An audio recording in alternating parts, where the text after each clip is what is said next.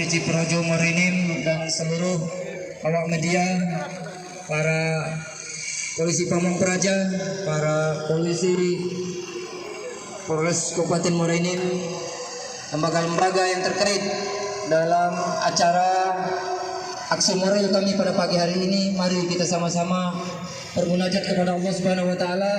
Insyaallah kita semua yang hadir pada pagi hari ini diberkahi dan diridhoi Allah Subhanahu wa taala. Baiklah, mari kita mulai. Bismillahirrahmanirrahim. Alhamdulillahirabbil alamin. Hamdan syakir.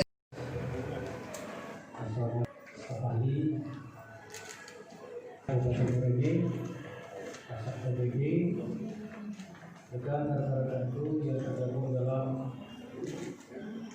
tim. Nah, kelurahan tidak dapat, makanya yang hanya dapat yang dari pemerintah awal ini untuk kelurahan sembako. Kemudian di samping itu kita bantu juga masyarakat yang mengalami isolasi mandiri. Kita bantu sembako, Pak. Contoh umpama di kampung, di dusun ada yang isolasi mandiri, kita bantu sama Pak Pesari. Kalau dia 4 orang, kalau ada 150.000 kalau per orang, kalikan 4 orang itu kalikan 4, kita bantu. Ada alokasi anggarannya. Kemudian di samping itu juga kita bantu juga yang berdampak ke masyarakat tentang UMKM juga kita bantu. Juga ada juga kalau bantuan masker juga ada itu. Saya kira itu untuk penanganan COVID diantaranya untuk alokasi penanganan COVID. Jadi semua, insya Allah kita transparan lah penanganan COVID. Dan kita bekerja sama dengan untuk penanganan COVID ini, dengan Polres, Kejaksaan, Kodim, semua. Termasuk anggaran kita bahas juga dengan beliau-beliau ini. Jadi bukan hanya kita pemerintah saja atau tim anggaran saja, tidak demikian. Jadi kita sama-sama berdoa, kita sama-sama serius untuk penanganan COVID ini. Saya yakin sama pemerintah tentang memikirkan masyarakat yang kena dampak COVID. Kita juga sangat cemas kalau kita lihat. Berdampak semua jasa berdampak.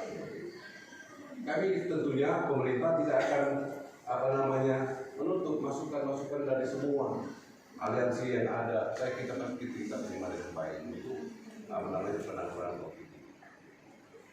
Jadi saya kira itu yang dapat saya sampaikan terkait dengan COVID. Tadi mungkin bisa ditambahkan oleh Pak di Matang, karena di badan PKAD terkait dengan penyelenggaranya melalui budget kita. Nah, menanggapi apa yang disampaikan oleh rekan-rekan Arek tadi, sebenarnya cukup memberi pelajaran kepada kita. Kenapa di sini dikatakan bahwa Pemkab Morenim ini kan defisit 316 miliar dalam kondisi COVID seperti ini. Nah, yang ingin kami sampaikan, dengan defisit yang seperti ini, ditambah lagi dengan masa pandemi corona seperti ini, kita masih mencoba untuk melakukan hal-hal yang memang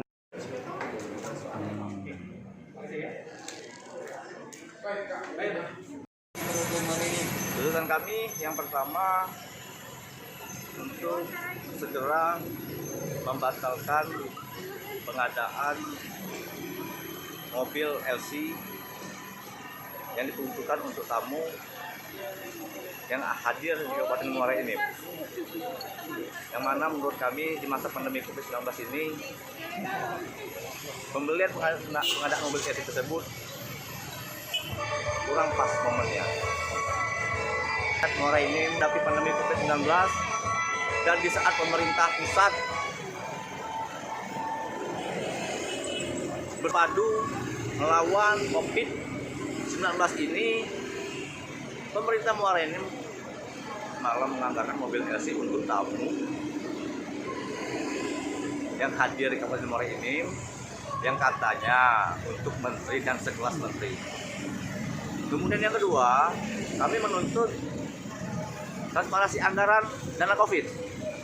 Tadi sudah dijelaskan oleh perwakilan pihak Kabupaten Muara Enim tentang penggunaan anggaran tersebut.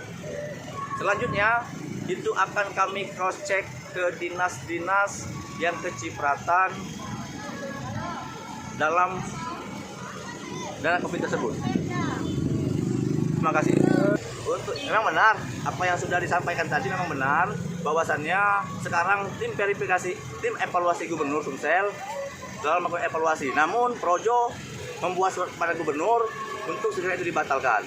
Nanti terkait dengan aksi-aksi selanjutnya kita koordinasikan dengan DPD Projo Sumsel maupun DPP di pusat. Aku Ketua DPD Projo Muara Enim.